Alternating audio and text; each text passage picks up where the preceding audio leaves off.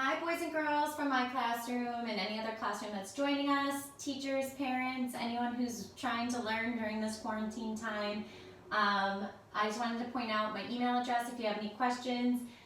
It's helpful if you send me the worksheet perhaps your kid is trying to work on, your student's trying to work on, so I get an idea, but I'm willing to teach other grade levels. I'm starting with the things that my 5th graders are working on. But my email is connellymathathome@gmail.com. So just to pay attention to something, there's an O here and 2 L's. It's not E-L-L-Y, it's O-L-L-Y. So connellymathathome@gmail.com. And make sure you subscribe, like, and share. Let's get as many kids learning at home as possible.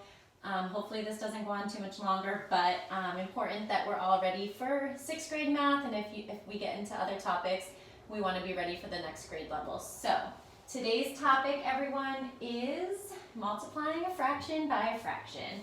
Okay, so we're going to be thinking about both factors are a fraction less than a whole. Okay, so I want to remind you of what your kid might have learned in an earlier grade in terms of multiplying whole numbers, because we're going to use that strategy to multiply fractions.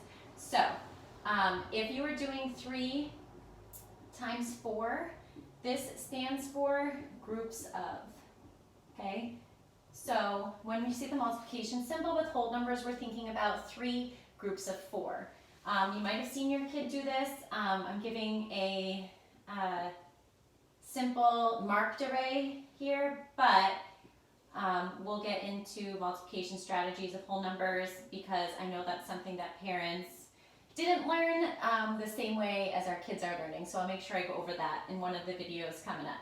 So when I use what's called the area model of multiplication, I am trying to find the area of the space inside, and if you recall, area equals length times width. So when we have 3 groups of 4, you can see the 3 groups of 4 here, 1, 2, 3, and then, or we can think about 4 groups of 3, because multiplication has the commutative property, 1, 2, 3, 4. So anyways, in order to find the area of this entire thing, we would multiply 3 by 4, count the total number of the boxes, that's how they started in 3rd grade, and you would get 12 square units. So we're going to use this model to help us multiply fraction by fraction. Okay, so we're going to still be thinking about length times width. We're going to use the area model, but it's going to be a little bit different. So let's start with a story problem context. Reed owns an acre of land. Okay, acre is just a measurement we use for space. So go with me here, friends. So he owns an acre of land. No, sorry. I'm so sorry. He owns 3/4 of an acre of land.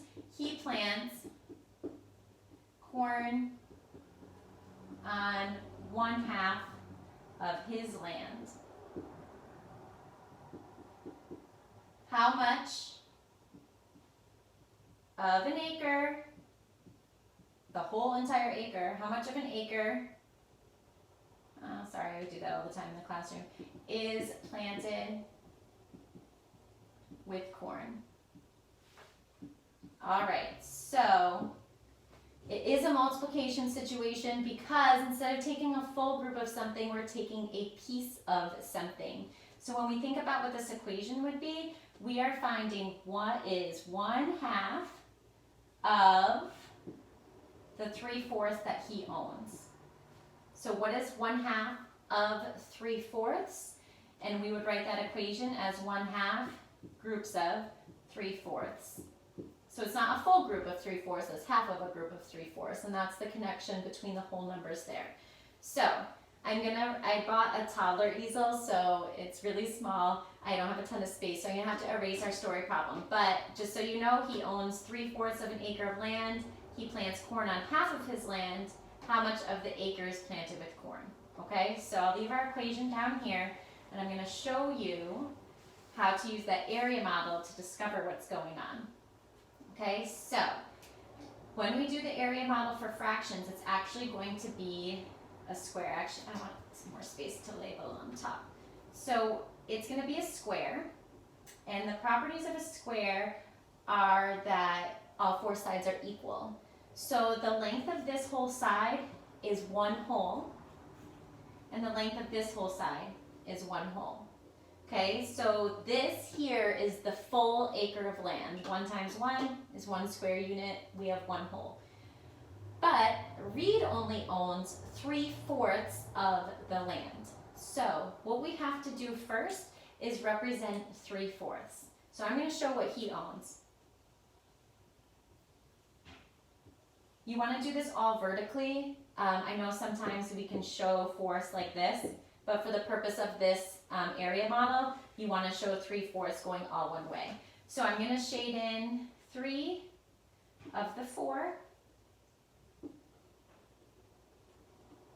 So he owns 1, 2, 3 out of 4 parts, and I'm going to label it here. Okay, but you see the 1/4 here, 1/4 here, and 1/4 here. Okay, now that's all of his land, but he's not planting all of it with corn. He's planting half of it with corn. So what we have to do is we have to find what is half of 3/4. Okay, so what I'm going to do is I'm going to cut his 3/4 right in half. Okay, so I have 1/2 here of the entire acre and 1/2 here of the entire acre. But I need to just find half of what Reed owns. So in order to do that, I am going to just stripe, and you can use 2 different colors on paper if you want, or the first step would be shade lightly, stripe darkly.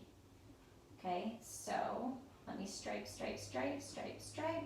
So I striped 1/2. And when we think about what portion of the entire acre is planted with corn, we have these 3 pieces here. 1, 2, 3. Out of how many total pieces? 1, 2, 3, 4, 5, 6, 7, 8. 3/8. So what is half of 3/4? It is 3/8. So how much of the land is planted with corn? Just 3/8 of it. I did not stripe this piece here because he never owned that land to begin with. So he only owns this 3/4 of the land, so that's what we stripe. Okay? So we're going to keep the story problem context the same, but we're going to try the area model a couple different ways. I'm going to keep a little brainstorm of what we learned down here. Okay, because I want your students thinking about what do you notice about the numerators and what do you notice about the denominators. Okay, so let's think of another one. So same person, Reed, this time he goes to another portion of land and he's going to buy, let's say he buys 2/5 of land. So he owns 2/5 of 1 acre. Okay, and then he is going to purchase, let's say 3/4, or so not purchase, sorry, he's going to plant 3/4 of the land, let's say with beans this time. Okay, so he is going to plant 3/4 with beans. He owns 2/5. So we're going to start with our square shaped area model here because we remember that the whole thing represents the whole acre. Okay, but Reed only owns 2/5. So 1, 2, 3, 4. He owns 2/5 of the land, so that means that if you're on paper, you're going to lightly shade 2/5, 1, 2. And that's the part that he owns. We really want to make sure we're labeling these area models. And I know representations feel annoying to make, but you will be asked to represent them. And when you get to the upper grades, you're going to have to be able to interpret them and write an equation that matches. And my boys and girls, that's on your assignment for today. So, how are we going to show 3/4 of 2/5? Well, we have the 2/5 here. So what we need to do is we need to break the 2/5 into fourths. Okay, so if that was just these parts, it would look like that. But we want to, 1, 2, just kidding, it wouldn't look like that. Let me make fourths. We want to go through the whole acre because we're figuring out what portion of an acre is planted with beans. All right, so we want to show 3/4. Now, sometimes kids want to just stripe 3 boxes, but I want to show you where your fourths are. We have 1/4 here, 1/4 here, 1/4 here. Oh, I made fifths. Oh my goodness gracious. Okay, so, and then we have a fourth here. Sorry about that. So, all of my fourths. So everyone sees 1/4, 2/4, 3/4, 4/4.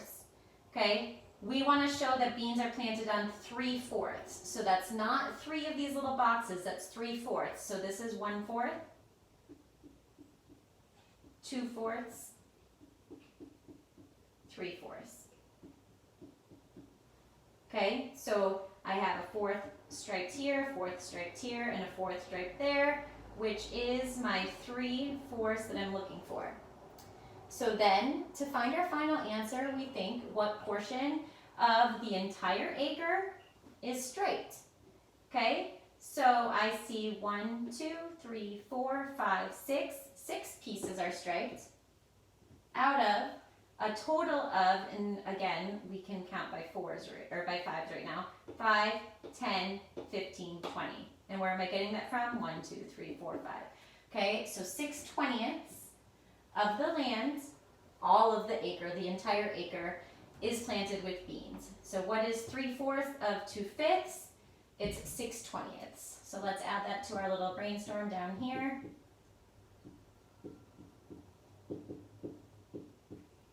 And again, with the list down here, we're thinking, what is the relationship between the numerators and the factor, and the denominators in the factor, and the product? So how is there a relationship here? You should be thinking about that. We're going to do one more example. This time, I'm going to go back to Reed owns 3/4 of the land. And this time, I just want him to plant corn on 1/5 of his 3/4. So I can show you the situation with 1/5. So again, we draw the square that represents a whole acre, 1 by 1, and we split this into 3/4. I'll make those look a little more like fourths. Sorry if it's not perfect. You're gonna shade in what Reed is Mr. Jones. That's why I keep on saying Mr. But anyways, so we have 3/4 of the land that he owns, represented going this way. And just like last time, we are going to break this into fifths. And I'm going to double check this time since I messed up last time. 1, 2, 3, 4, 5. So if he's only planting 1/5 with the corn, we're just going to, here's your fifths. 1/5, 2/5, 3/5, this whole entire row, 4/5, 5/5. So a fifth is an entire row. Right now you see with blue, when we stripe the part that would be covered with corn. So how much? 1, 2, 3. Out of 1, 2, 3, 4, 4, 8, 12, 16, 20, 3/20. So while I was doing those area models, I wanted you thinking about the relationship between the numerators in the factor, the numerator in the product, the denominators in the factor, and the denominator in the product. So if you want to pause with your student right now and talk to them about what they noticed, you can. And I'm going to discuss what my hope is that you noticed. So if you were thinking about the relationship here between the numerators in the factor and the numerator in the product, I was hoping that you would discover that 1 times 3 is 3. And the denominator, we have 5 times 4 is 20. Let's see if that's true all of the time. 3 times 2 is 6. 4 times 5 is 20. So I want you thinking, is numerator times numerator going to be the numerator in the product? Is denominator times denominator going to be the denominator in the product? Let's check one more. 1 times 3 is 3. 2 times 4 is 8. So you do need to know the area model representation. You should be able to do it. You should be able to interpret it. But and parents, we don't teach this right away because we want them to have the solid understanding of what does it mean to take 1/5 of 3/4. But Once they have that down, we do teach them that numerator times numerator will give you the numerator in the product. Okay, so numerator times numerator gives you the numerator in the product, and we do teach them the denominator times denominator. And so then we get into practicing. We want to make sure that they understand with the area model, but then when we give them things like 3/4 of a half, or we're going to do that one, 3/4 of 1/8, we should have students knowing that that's going to be 3/24, and they should have a representation that matches. That's part of the 5th grade standard. If we want to do another one, we could do 2/7 times 2/3. Numerator times numerator, 2 times 2 is 4. Denominator times denominator, 7 times 3 is 21. Okay, so that is a very brief lesson on how to multiply a factor by a factor, or sorry, a fraction by a fraction. I didn't have a full coffee yet today. So that's an example of how to do a fraction by a fraction. The area model is really important. There's other models out there, but let's just try to do one thing at a time. Again, if you have any other questions you want me to answer, connellymathathome@gmail.com. It's in the beginning of this video, all spelled out for you. And make sure you subscribe, like, and share so we can have everybody at home learning during this crazy time. Thanks for coming to